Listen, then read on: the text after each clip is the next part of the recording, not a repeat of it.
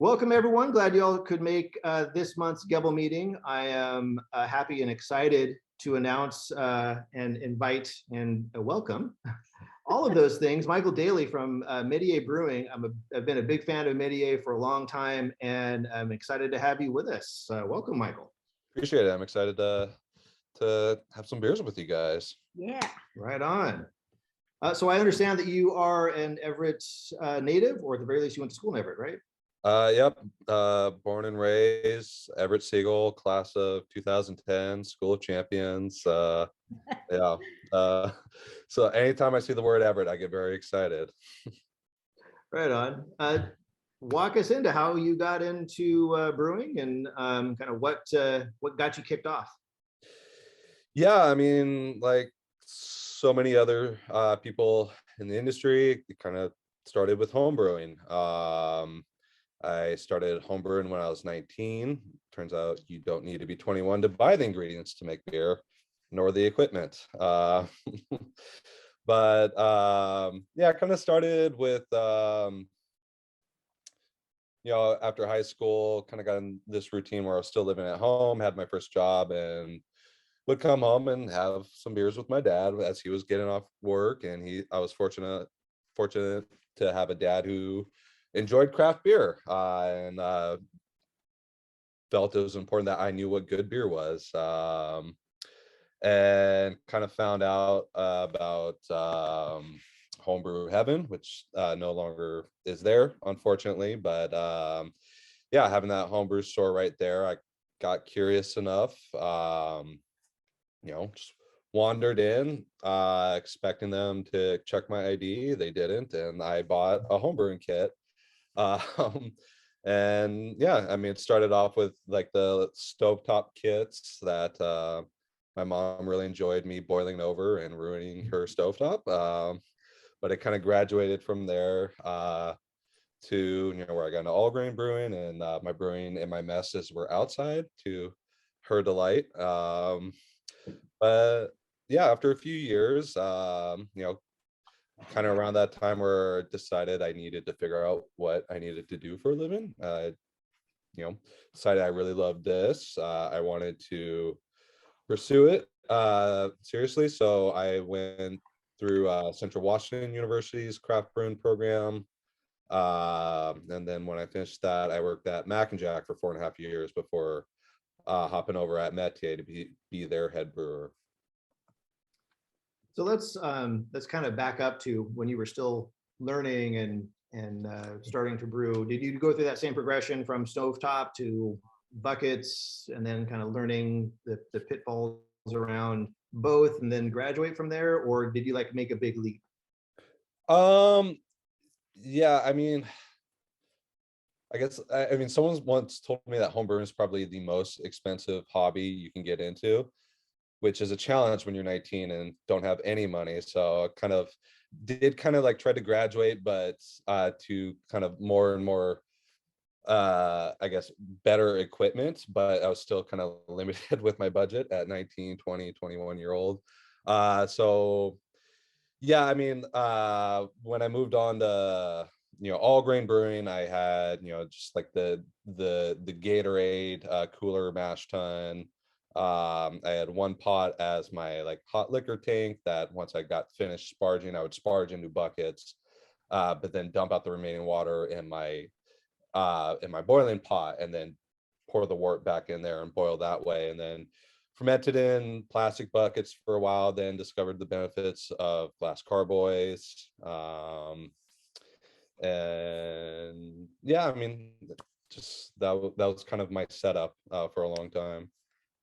Did you find you got to a point where, as you started getting into all grain and doing more brews, did you feel you got to a point where a light bulb went off and you're like, okay, now I get it, now I get the process, all the things that I need to do? And how long did it take you to get there? It's funny, like I I don't think there was necessarily like one light bulb where I finally got it all. It was just kind of like gradually getting better and learning things, and still, learning like that. I when I look back to the beers that I was brewing then, it was at that time I was very impressionable by kind of like breweries like Dogfish, who had this very kind of like um anti-authority, kind of anti-traditional kind of uh feel to them that I found really appealing. And so therefore I wanted to brew the most extreme beers I could think of. And looking back at some of those recipes I was brewing, they were not the best. Some of them were, really good, I think, just out of dumb luck. But no, I don't know if there was ever really, I feel like, a light bulb where I figured it all out. I feel like I'm just continuing to learn more and more and hopefully keep getting better. As you talk about learning and continuing to grow, at what point did you decide to kind of take that next step and start taking courses and things like that?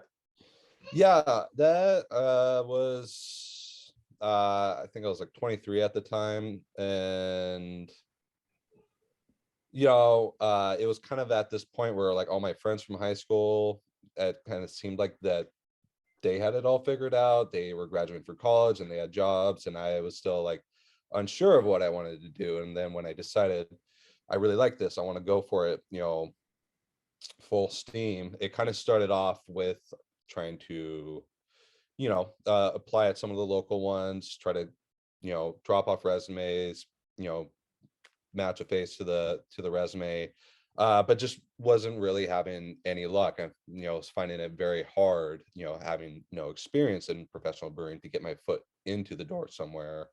um so learned about the program at Central Washington, how they talked about helping you find a job in the brewing industry. And so that's what really appealed to me and made me want to go that route. And after that education, at what point did you get hooked up with Mac and Jacks? So yeah, after completed the courses, it was kind of a summer long process of a lot of interviews. But it was kind of near the end of summer that I got offered a job at Mac and Jack, and it was like just in time because I was starting to get frustrated and uh starting to think that should I be trying something else. But I felt very fortunate, to get the job offer when I did. And it was kind of funny timing too, because at the same time, I actually had an interview at Elysian. And before interviewing at Elysian and Mac and Jack, I interviewed at a lot of breweries in the Seattle area and did not uh, end up getting offered a job, but then got interviewed at Mac and Jack and Elysian at the same time, and they both offered me a job. And I was like, oh, where was this from the beginning? Uh, but yeah, that ultimately decided to go with Mac and Jack, and it was a really great experience working with the team there. What do you think you learned the most because you were there for a good, what, 5 years? You were there for a while. Almost, yeah, 4.5 years. Mm-hmm. Yeah, what did you feel that you learned the most out of that experience? How two things, which may sound like not necessarily brewing related, but it is, especially if you're working on the professional side in production. But multitasking and time management. Mac and Jack, for a brewery as big as they are, a lot of the equipment there, they've improved a lot of gotten newer equipment, improved a lot of things, and have made things a lot more automated. But still, compared to other breweries that size, a lot of it is still very manual, and they have you doing a lot of different tasks. Where when I worked my way up to be a production brewer, while I'm brewing beers, I'm also transferring, cleaning tanks, carbing, and it's kind of like learning the timing and managing all these different tasks. Because it's really it's kind of like this moving train where you keep going, and then when your shift's done, someone else jumps right in and keeps the train moving. And so multitasking, time management, those were really valuable lessons I took from there. I mean, there was also things, how to better develop recipes that are, appealing to a wider audience instead of just what I want to drink, which I think was my preference when I started there. And if you would compare that to what you would, the recipes that you would create as a home brewer, where did you see kind of what your passion was compared to what you kind of had to brew at Mac and Jack's? Yeah, it was funny. I kind of, working under the head brewer there, who his beer preferences were like the exact opposite of mine. But I think that was a very good experience for me.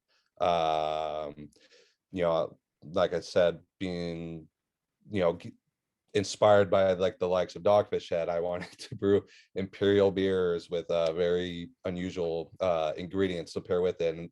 And the head brewer there, if he can drink one beer for the rest of his life, it's just a nice, easy drinking lager.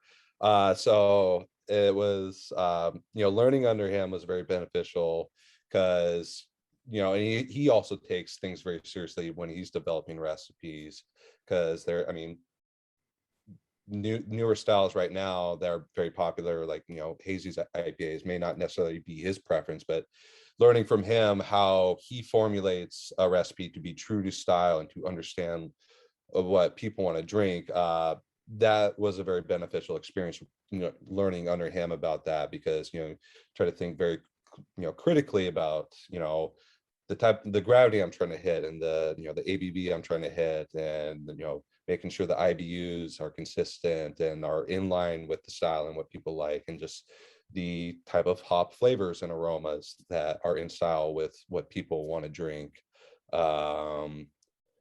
He'd always kind of tease me about my default reaction if we ever brewed a beer and it came out, the gravity came out higher than what we were expecting. My default reaction was, sweet, freaking killed it. And he's like, no, um, this isn't supposed to be an imperial beer.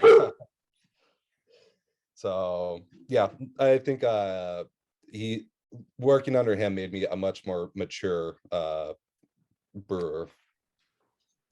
And so going from Mac and Jack's and now you're at Métier, how did that relationship start, and at what point did you decide that you wanted to make that move? Yeah, after so long, at Mac and Jack, just kind of was looking for a new challenge, wanted to kind of not just be in more of a leadership role, but the idea of working with a smaller, younger company like Métier, and growing it was a challenge that was very appealing to me. And it just started with, I happened to move to Bothell at this time, right next to Woodinville. And then the job opening popped up, and I saw that. I was like, man, that'd be a really great commute for one. But that's the, kind of size of, brewery I would like to grow. And then I was learning more about them and their kind of goals and missions, and seeing how community oriented that they are. It was really appealing to me, and it was something I didn't know that I was looking for in a company. And it, since being there, was very refreshing and rewarding to kind of, work with them, see, how they engage with the community, see, people's reaction with them, and, being with them through this all. You kind of, there are a lot of businesses out there that, you know, try to put on, uh, show the image of being very community oriented, but they're very authentic and genuine with that desire. And one of the things I think that kind of helped me get the job there, to show that I was someone else who valued this very much, was when I first started there, I ended up coaching basketball at Granite Falls High School. I had coached in the Everett area and kind of AAU level, but my old high school coach is now the head coach there, and he was looking for an assistant coach. And I kind of talked about, yeah, it'd be a great opportunity, if I can get here, if you guys would be willing to work with me on my schedule, if I can go do this. And, you know, I think it helped me get the job, and that they were very ecstatic about, you know, this guy wants to get out and contribute to the community in this way that he's passionate about. This is the kind of person that we want to have on our team. And so found that very refreshing and rewarding. From a brewing perspective, as you look at all the experience that you gained at Mac and Jack's, and then really kind of owning your own um, brewing process and being in charge of all of that. What are some of the big differences that you saw or have seen in that? And give me some of your thoughts around that. Between jumping from Mac and Jack and working on Métier system. Yeah. Um, it was interesting. I mean, like, you know, say, you know, I said earlier that, you know, for a brewery as large as Mac and Jack, a lot of things are still very manual, but going down to the size that Métier is at, everything's almost manual. So, and, you know, obviously, like, you know, the process is still the same, but it's understanding how the, you know, the brew system that's there, how everything operates. It was interesting, you know, our boil kettle at Métier is an electric boil kettle. And I've always kind of like heard horror things from other people in the industry about electric systems, but it's worked great, and enjoyed working on that kettle. But yeah, it's, you know, kind of get in there, and it was an unusual kind of situation where how the job opening came up was their previous brewer ended up moving to the East Coast due to kind of a family emergency, and moved pretty quickly to where I never met the guy. And they had kind of an interim brewer while they searched. It was someone who had moved out here, who was in the process of starting a brewery. He's actually, if any of you guys have been down I think it's Buring where it's at, but Logan Brewing, one of their head brewer and one of their founders was the interim brewer while their brewery was getting starting up. But even, you know, for the short time he was there, he never brewed on the brew system. So there was kind of like a lot of trying to figure out on my own how everything works, and then kind of making kind of little subtle adjustments to kind of make the process more efficient. Because I kind of went into, just because of my experience at Mac and Jack, of kind of like a go mindset with brewing at Métier, and just kind of thinking about how to improve the process to kind of go as efficiently as possible. Did you find that it was a challenge going from Mac and Jack system to Métier system and learning the efficiencies? So I'd have to imagine you're dialed into the efficiencies of the equipment at Mac and Jack's. You go to a new location, a new brewing system, a different scale, different equipment. Was there a bit of time there where you were kind of dialing in your efficiencies and figuring out, oh, okay, I need to dial up or dial back? Right. Yeah, it unfortunately, like going to brewery the size that Métier was at the time, when I started there, it was in November, so finished up that year, and they had brewed just like a little over 200 barrels. So it was pretty small. So kind of fortunately, like brewing at that scale where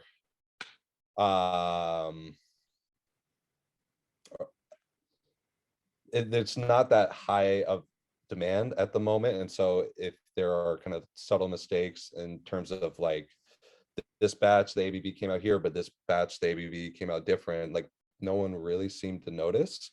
So that was kind of a fortunate thing, as, you know, yeah, working with the recipes that they had, and learning the system, and then developing new recipes, kind of understanding what the efficiency was like. So it took, I think, probably maybe like a month and a half to kind of understand it all, but it was kind of fortunate being on such that small of a level that, you know, if a batch was slightly different from the previous one, it wasn't the end of the world. So now you're settled in at Métier. Things are humming along. Now you've got this new location coming up at the old Pyramid site. Can you tell us a little about that and what's going on with that build out? Yeah, no, that's yeah, we're super excited about this and feel very grateful that we're getting the opportunity to partake in this. But yeah, for anyone who hasn't heard, the Mariners have signed a very long lease for the old Pyramid building across the street from the baseball stadium, and they are really renovating it. They are improving the north end where the restaurant was. On the whole south half that Pyramid wasn't using at the time, it was just empty warehouse space. They're renovating that, and it's going to turn into an event space where it can get rented out or concerts could be hosted. And that kind of front parking lot area where the beer garden was before games, you know, renovating that too. And the big goal that one of the big goals is, they really want it to be a destination spot that people will go to even when there isn't baseball games, football games, or concerts going on.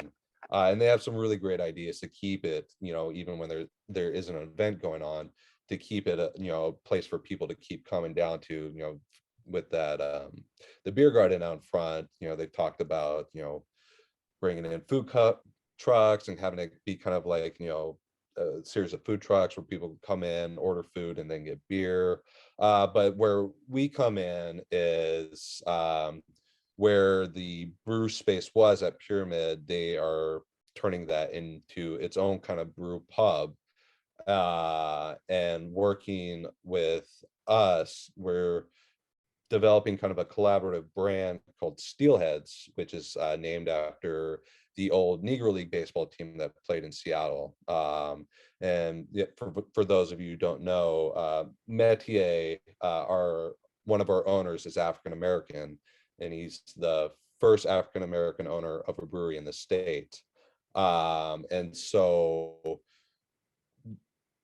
the Mariners, part of a big deal why they reached out to us, one, they liked the beer, but they are, it's very important to them to kind of give back to that kind of Soto neighborhood, but also kind of uplift minority communities, and kind of tell some of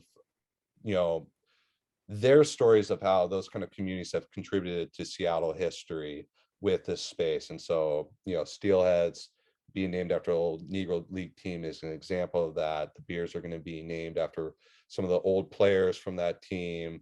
A lot of the artwork is going to be themed after kind of the baseball games that Steelheads would play. But then there's also going to be things like local artists will have their art shown up there. There will be other kind of programming to kind of tell different stories of Seattle history relating to kind of underrepresented groups who have lived in the Seattle area for a long time. So with the opening of that new location, what's going to happen with the Woodinville location? We're still there, but along with this, and also we are opening a satellite tap room in the Central District in Seattle. We are expanding our production there, so we're kind of working through that. But we put deposit down on a new brew system, larger tanks. I don't know if I'm really allowed to say how big we are, but it's going to be a pretty big step forward. And there's going to be beer brewed on site at the Pyramid location, but for how much beer that we're anticipating having to sell there, not quite enough. The brew system that's there isn't enough to supply all that, so we're anticipating having to brew a good chunk of that at our Woodinville location as well, supplying our new tap room and everything else we have going on with our Woodinville tap room and canning and whatnot. So it sounds like, I mean, you guys are growing growing like crazy this past year. Must have been just amazing with the amount of talk going on having to plan all of this and really determine how you guys are going to be able to support it. Are you going to be managing all the brewing between all the sites, or how is all that going to work? We're gonna have a, you know, add more people onto the production team. There will be a dedicated team that's at Pyramid, and we will, eventually expand our production team at our Woodinville location. So yeah, it's going to be managing two teams, but trying to make sure everyone's communicated, everything's integrated, and everyone working well with each other despite being at different locations. Awesome. It sounds really exciting. I'm excited to hear about all the changes that they're making downtown. It sounds like it's going to be a really cool experience. Yeah, no, I'm very excited to see it when it's all done. Awesome. Well, I would like to take a pause right now before we get into the beer tasting and open it up for a few questions for any of our members here. Anybody have any questions that they want to ask?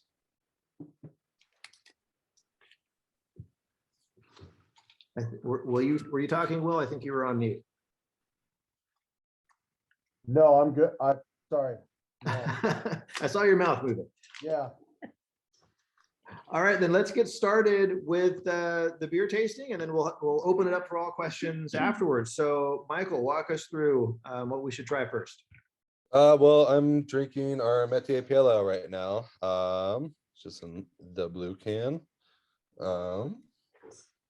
But this is a very hop forward pale ale.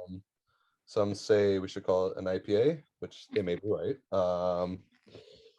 But this is one of our favorites, and a real popular one for us. Very simple grain bill, 2-row and dextro pills. But the hops really shine through in this. We use a lot of Mosaic and Chinook in the Whirlpool, and then we dry hop it with Isaka, and so it has a lot of fruity and citrusy flavors, and it's a little bit higher in ABV than your typical pale ale at 6.2%, but it's still very refreshing, goes down really easily, especially on a hot day.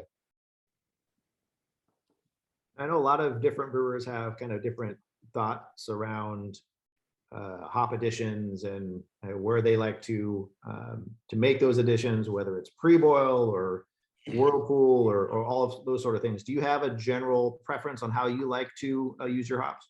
Yeah, especially when it comes to hop forward beers. The way I kind of formulate the recipe in terms of like the hop additions, I kind of work backwards, starting with the end of boil additions, and kind of try to figure out how much I want to add in the Whirlpool or after the Whirlpool's done to kind of achieve the kind of aromas and flavors that I'm hoping for. And then I calculate the IBUs contributed from that, and then I determine what I need for my 60-minute edition to get the final IBUs that I need. And so that's kind of how I like to kind of formulate my hoppy beers, get everything contributing to aroma and flavor at the end of the boil, and then kind of figure out what I need at 60 minutes to get the final IBUs that I'm looking for. And then kind of for dry hopping, I feel bad. I've never quite like calculated out like the per barrel addition for dry hopping, but just on that system, kind of figured out a general rate that I like to use for dry hopping at the size that we're brewing at. And there have been some recommendations from brewers that we've talked to, had either here during meetings or at breweries and home brewers, on kind of when they like to add those fermentation hops, either during active fermentation or afterwards. Do you have a feeling or thought around that? Yeah, this is something that's kind of newer to me, as we've started to do more hazies at Métier. my kind of whole experience with IPAs before Métier, it was all after fermentation, dry hopping. But kind of through just kind of research and then kind of our own trial and error, for our hazy IPAs, we will do 2 dry hop additions, one during primary fermentation, and then one how we normally do it with our other dry hop beers after fermentation. But I've read some things where they'll do it after so many days into primary fermentation. I have gotten to the point where I like doing it not so much after it's been so many days fermenting, but where it's at in the fermentation process in terms of what the gravity is. So, every day we check the gravity of the beers fermenting, and kind of our rule is when it's below 1025, or if it's an imperial hazy, if it's below 1035, that's when we'll do our primary hop dry hop. Reason being is the yeast still has some fermentation left to go to get to its terminal gravity, so it's still active and has that time to do the biotransformations that you're looking for with those kind of additions. But this is both kind of a little bit of a safety thing, but then also just trying to kind of preserve flavors from the whirlpool hops. But when you add the hops during primary fermentation, it kind of I don't know if you guys ever seen videos of like geysers shooting out of fermenters at other breweries. The hop oils kind of like release the CO2 that it's been in the beer from fermentation, and it's like the volcano science experiment where it goes shooting up. So trying to avoid that. So that's one reason why we kind of wait until fermentation's a little bit less active. But then also I kind of worry about also with that big rush of like kind of CO2 release and a lot of air blowing out and going through the beer, I kind of worry about some flavors from the whirlpool hop additions kind of getting blown out and scrubbed out of the beer. I don't know if any data that supports that's something I should be worried about, but there was always something, working at Mac and Jack that, kind of agitating the beer too much for hop forward beers. It was something that, we'd always worry about losing kind of some of those aromatics from the whirlpool hop additions. So yeah, that's why we do it that way. Trying to avoid the geyser and just trying to limit how much CO2 is rushing out and potentially blowing out any aromas. Right on. I'm enjoying this. Does any club members have any questions? You want to jump in regards to the pale ale? Or thoughts or This is some good comments about stuff. it?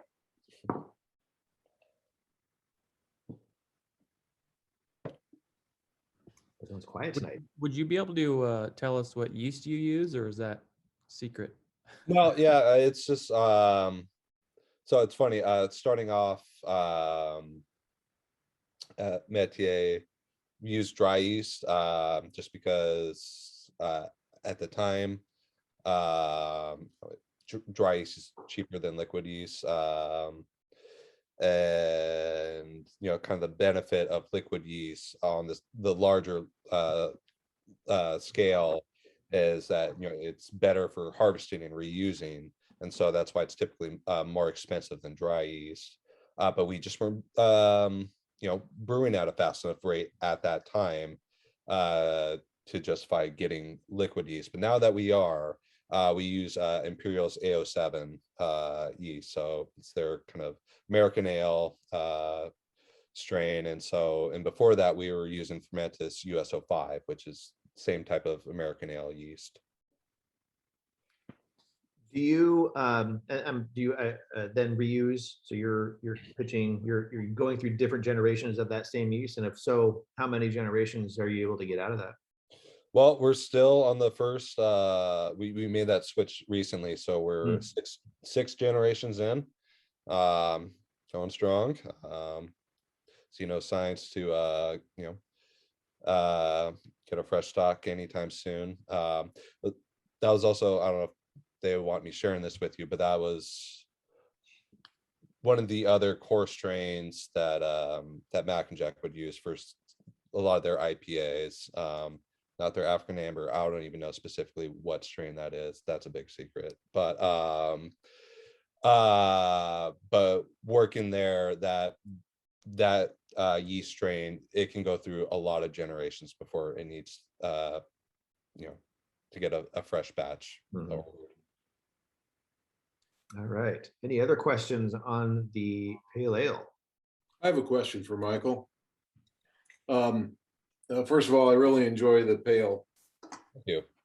And I definitely, if I just blind tasted it, I'd probably call it an IPA. So I'm always curious with the infinite varieties and the crossover between styles and that. Who gets to decide how you market it? Is usually the brewmaster or the owners. In terms of, do you market it however? Do you name it what you want, or do you name it to try and have it sell better, I guess?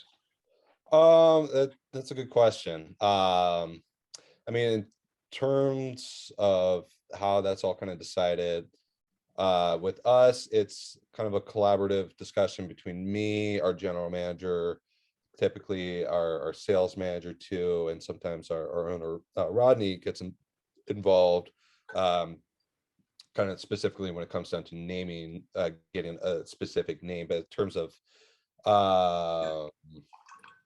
it's funny. I'll just tell you kind of a story of how this pale ale became what it is and why we call it a pale ale. This beer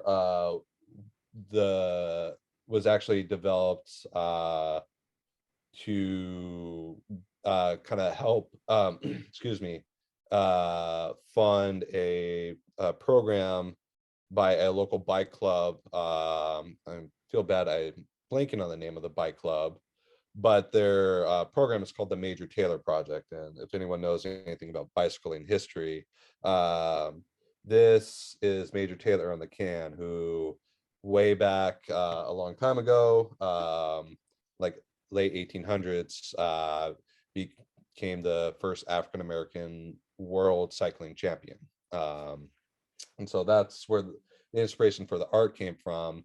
And the Major Taylor Project is run by a group that tries to get kids into bicycling, get them out and active, to see their community. And so working with this group and this beer was kind of something that the wheels were already set in motion before I started, and they already had this big release party planned. And it was kind of like they took one stab at a recipe. It wasn't quite what they wanted for. And when I started, they basically were like, all right, you got to come up with this new recipe in a month for this big release party. And basically I had one chance to nail down this recipe. And so, brewed it with the intention of it being a traditional pale ale, but wasn't quite used to the system yet. So, so IBUs came out a little bit higher, gravity came out a little bit higher, but despite it not falling quite into the traditional parameters of a pale ale, we love the recipe so much, we weren't going to change it. And we've already committed to the name pale ale, so we've kind of stubbornly stuck with it. But that's kind of one of the rare exceptions where we operate like that. We try to think very critically in terms of, if we're doing a specific style, how do we stay true to that style? And now that we also have a small pilot system where we can test out new recipes and new styles we may not be familiar with, to kind of get it down to what we're looking for. But yeah, that's a rare example of didn't quite turn out how it was planned, but we really loved how it turned out. So we just kind of stuck with it. Thanks for the explanation. Yeah. I got Hey, a question for you. Yeah, so if you get into this new pyramid location, you're gonna have a a serious increase in your demand. And I'm curious if you're gonna go and create a couple of new brews and you're, how are you gonna go about that process? Yeah. So like I mentioned earlier, we're getting a new system much larger that's going to be able to help, supply pyramid. But obviously, they have a brew system there too, and beer will be brewed there. And part of the Steelheads Brew Pub is there will be some of our kind of popular Métier beers there, but there are also going to be new recipes specifically developed for Steelheads with the intention of, like I mentioned, naming them after old Negro League baseball players and trying to kind of help elevate the story of that team with these beers. And so this has been kind of the fun part and really exciting for me, because recipe development is like my by far my favorite thing about working in the brewing industry. That's what like really gets me excited. So I mean, it's the idea that have to come up with a completely new tap menu that's completely different from our own, that gets me really excited, and I'm looking forward to it. I've kind of started working with some recipes, but it's trying to kind of think about, I guess, trying to develop recipes that kind of fit our standards, but are still different from what we've already done, and also of course balancing that with also what people want to drink. So of course with IPAs, there's so many different variations you can do with all the hops out there. It's going to have its own IPA for that place, but then also kind of like another thing is I very much want a kind of like clean, easy drinking lager for that the Steelheads brand. It's a lot of people be drinking before a baseball game. It's good baseball game type of beer, but we already have a pilsner that we're very happy with at Métier, and so it's kind of been exploring other kind of lighter lager styles to kind of develop for that brand. And so it's kind of playing that game of trying to stay true to what we've been doing and who we are, but still being different enough that people recognize this is a Steelheads beer and this is a Métier beer. Sounds like we're gonna need a GEBL field trip to Seattle Yeah. Métier location. Oh, two of them, one to Woodinville, and then one down. That's right. And we are bike oriented, so if any of you guys want to bike that whole trip, be encouraged to do so. Take tricycles. Michael, do you see the Steelhead beer menu being more consistent, I'll call it, where you've got, I don't know, maybe 4 or 5 flagship beers that you always have, or is it really going to be more like some of the microbreweries where there's always something new? Yeah, I mean, there's going to be some core beers that are always there, and one thing that we've always felt that people have recognized, have appreciated about us at Métier, is they found a lot of our beers being very accessible and non-challenging to kind of like newer craft drinkers. And I think that's an important thing to continue at Steelheads, just because we're going to get a big baseball crowd coming in that may be not necessarily into craft beer, and so wanted beers that are accessible to them. But then it's also just because a lot of beers can be sold before baseball games, and for the sake of the security staff at T-Mobile, don't want too many Imperial beers on tap there for people to warm up with before going over to the baseball game. So we do kind of plan on those core beers for Steelheads to be low to mid ABV level, kind of a popular approachable styles, but we are also we have the goal to also have 1 to 2 continuous collaboration brews on tap there, and to try to also bring in other craft breweries in the Seattle area. And so I think with those, that will be kind of the opportunity to kind of explore different styles, really get creative, and just you know, showcase the talents of other breweries in the area, and try to discover new styles to show people. Will, I kind of like check out, like I looked at the menu and stuff, and you've got a pretty wide variety going on there. Are there any beers that you're looking to do, or something that's in the pipe that you're getting excited about? Or Yeah, I mean, and this kind of seems like the right time for it, because it seems like this style is kind of finally having its moment. But I'm really been very into lager brewing and want to explore more lager styles. I mentioned Pilsner that we had. That was the first lager that we've done. And between now and getting our new brew system and new tanks, we've rented some more tanks that have expanded our capacity a little bit, and it's allowed us to do lagers more consistently, just because it takes longer. When I first started, there were only 3 fermenters there, and couldn't really have one fermenter be taken up for an extended period of time to do the proper lager fermentation that it needs. And so excited to have more tanks now to properly do those without interrupting other beers that we need to brew. So along with the Pilsner that we have, we just kegged a Schwarz beer yesterday. I've been I'm really wanting to do an Oktoberfest beer for a long time, so I'm really looking forward to that time of year to roll back around. And we also got a cold IPA that we kegged recently that we're ready to throw on tap once another beer runs out, which newer style that kind of merges lagers and IPAs. But that's something I'm really looking forward to doing more and exploring more of. awesome, thanks. I just made a cold IPA too. Nice. Yeah. seems to be the new thing. I've been reading a lot about that lately. Yeah, it's interesting. There's a you might have already read it, but really good article where they interviewed the head brewer from Wayfinder, who originated the style, and kind of like his thought process of how he developed it. It was really interesting.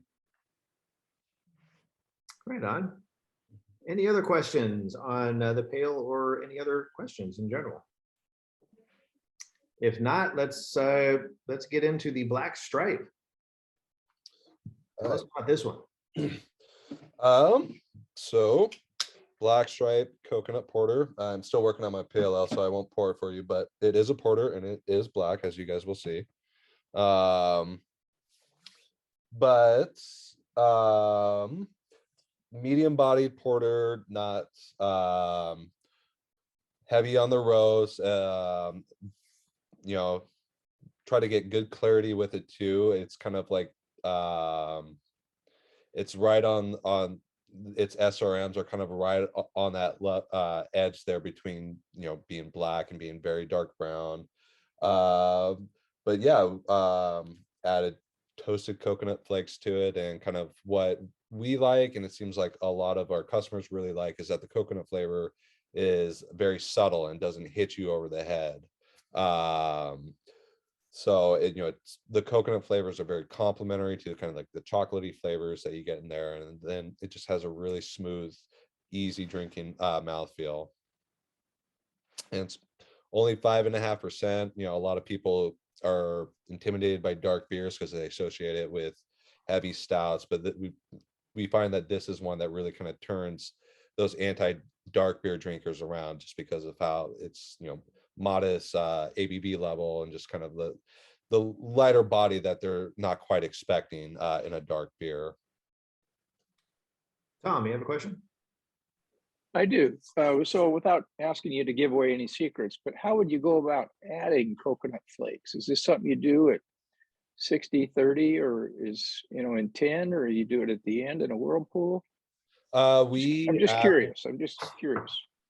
We add it after fermentation. So when fermentation's done, we cool the beer, dump the yeast out, and then fill up a big mesh bag of coconut flakes and drop it in there and let it condition to 4 to 6 days until it gets the desired flavor that we're looking for, and then we transfer it to our bright and carbonated. So are you using the guidelines of your fermentation, like you were talking about before with your hops, when you insert them? Are you doing the same thing with the flakes? We do it when fermentation's done. So when it reaches terminal, we cool it and then add the coconut flakes. So Tom actually stole my question. Whenever I get these sort of flavors that are something where it's not a syrup, which I find I'm very much, I want to taste the actual flavor and not a syruped version of it. I always ask, how the heck did you get this flavor? And because it's so subtle and just blends in really nicely with the porter, I had that same question. At what point? So it almost sounds like from a home brewer's perspective, you're doing it like like we would do it in a secondary, right? Yeah. It's actually I don't know if any of you subscribe to craft beer or craft brewing magazine. They interviewed us recently and they asked, they'll often get ask for a homebrew clone version of one of the breweries popular beers, and we did this one, and so there will be a homebrew version of this beer, and I'm not sure when what edition our interview will come out in, but in an upcoming edition in that magazine. But yes, in it we say adding in the secondary. Will has it. There you has go. it. It's out. Oh, Nice. cool. Yeah. Didn't even know. Nice. I read it last night and I was going to ask, as home brewers, how would you go about toasting coconut? That's a good question. We order it already toasted. I'll just tell you where we order it from, and I think they will send out smaller scale amounts of it, but it's called nuts.com.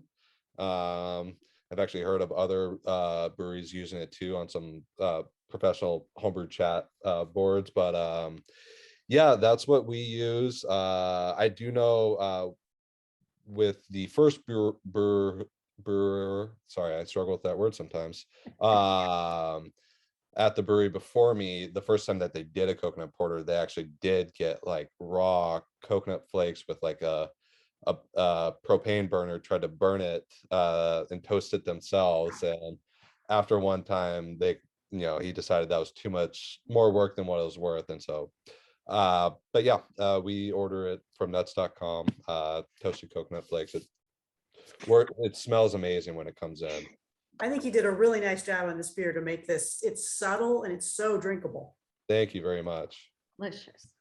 Yeah, I'm going to save mine for another night just because of that. My question would be, like, for a home brewer on a 5-gallon system, where you're talking about 1 ounce or 2 ounces of coconut flakes. Will, Lori? Trying to remember what we said on the 5-gallon scale on that recipe. I want to say it said maybe 2 ounces. I'm not positive. I can look it up really quickly. You guys are willing to bear with me. I think Lori might be going to get the magazine to look it Oh up. yeah, I mean it's just I knew it. She's going to tell us. The magazine said 4 ounces. 4 ounces. That sounds right. Yeah, so they're crashing it, package, and get the yeast out and then adding 4 ounces of toasted coconut flakes. This might have to be a GEBL same brew recipe in the future, right? Yeah. Oh, that would be amazing. And then we can invite you to Oh, I'd taste love to try that. Yeah, absolutely. Very cool. Right on. Yes, something else for Jim to buy and resell to us, right? The toasted coconut. Okay, I'm going to ask a question. So what do you do with coconut after you pull it out? It looks like it'd be great to take that home and make macaroons out of after it's been sitting in that beer. If that's something you'd want to do, we'd be happy to give it to you. Otherwise we end up throwing it in with our spent grain, and some pigs end up eating it. Yeah, I wonder if it would, that might actually be really good in a macaroon. Yeah, that sounds interesting. I've never thought of that. All right, bake-off recipe here. Brand new brand, a porter macaroon. Yeah. Oh, yeah. How much coconut are you putting? How does the We do when we do we brew 9-barrel batches, and we'll often do double batches, but it's 15 pounds per batch. So actually just today I was adding 30 pounds of coconut into our latest batch. I think I might have to get a hold of you to get those, bring them back, because those would make some great macaroons. Yeah, definitely. I can give you my email, and Yeah, if you could put it in the chat, that would be great. sure. Yeah. Unless you want to, how about if I give it to you, Jim? We don't know if we want to have the Sure. everybody having. Okay. Appreciate that. Yeah, that's yeah. We don't want competition getting coconut. All right, right on. Any other questions? Oh, Randy. Yes. Okay. So I got an interesting question for you. A couple of years from now, you're coming out of Steelheads. You've accomplished a lot of what you've been intending to do with your brewery, and you're now looking for a new challenge. And Christopher Lloyd shows up, jumping out of a DeLorean, and he comes up to you and he says, "Hey, we've got one night tonight where we can go back anywhere in history that you want to do. You can learn about anything you want to do, or you can actually influence history, but it can't be for your own personal gain." What's your answer? Where do you want to go? I assume I'm restricted to beer related answers. Technically. Okay. Because if I can somehow go back and influence the Sonics not leaving Seattle, that would be a big priority for me. I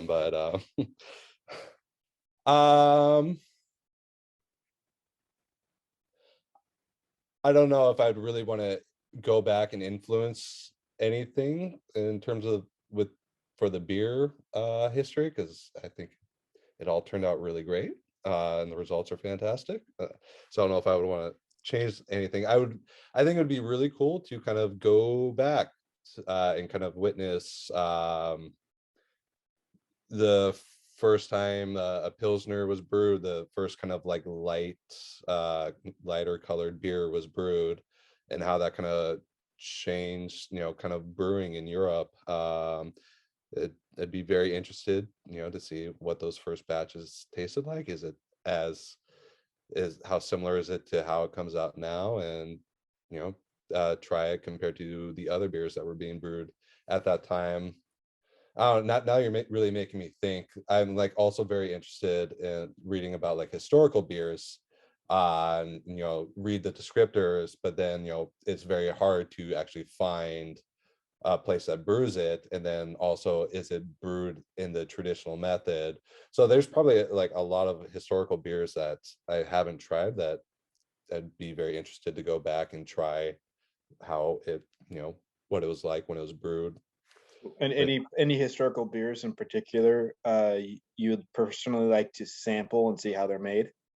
Or were made? I mean, I guess these are still being made now, but we've done some beers with some of the Norwegian farmhouse beers, and I think trying those would be really interesting. I mean, what's the one where it's like filtered through like juniper boughs? Anyways, I've seen breweries try to mimic it. I've seen, but that would be a very interesting one. Probably be like sake. Yeah. Which I'm sure there are some areas it's Finland where that's from, right? Yeah, Scandinavia in general, Yeah, I think. I'm Yeah. sure it's still being brewed the traditional way, but yeah, I'm trying to think of other ones. Yeah, I'm just thinking about scrolling through like Weiss, beer list in their historical section. But yeah, I having a hard time to think of anything specific, but you know, that to try a beer that is no longer brewed, that'd be really cool. Great answer. Thanks.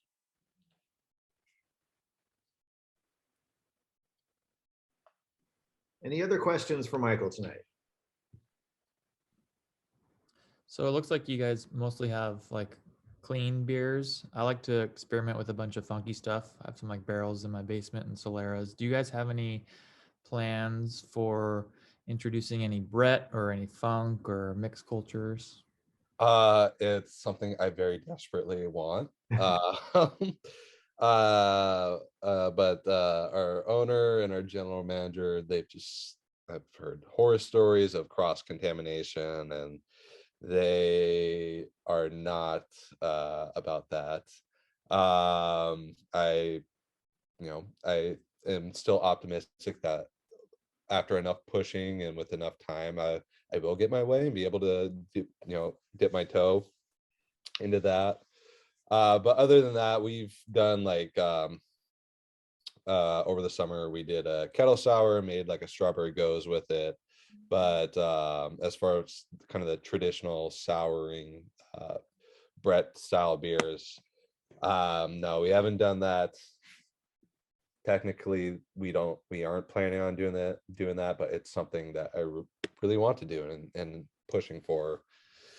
Well, as you're expanding, you might as well just get like an extra little space, right? And then you could set. Yeah, well, that's what I'm saying. Maybe Steelheads becomes an all sour facility and all the normal beers are brewed at. I don't know, but it's not quite my decision there. And I've tried to explain like it can all be done under one roof and things can be isolated from one another where we don't have to worry about this. And they're just like, no, it's not worth the risk. So what I'm hearing is that even when you're, you find that dream job of being a home brewer, there's a lot of compromises still that you need to you need to deal with. Yeah, if you really want to have go nuts and do exactly whatever you want, and not to say there's a lot that I get to do that I want to do and have a lot of freedom to do.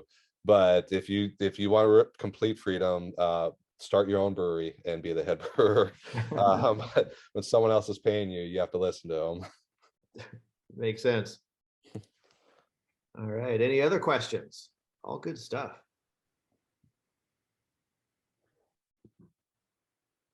All right.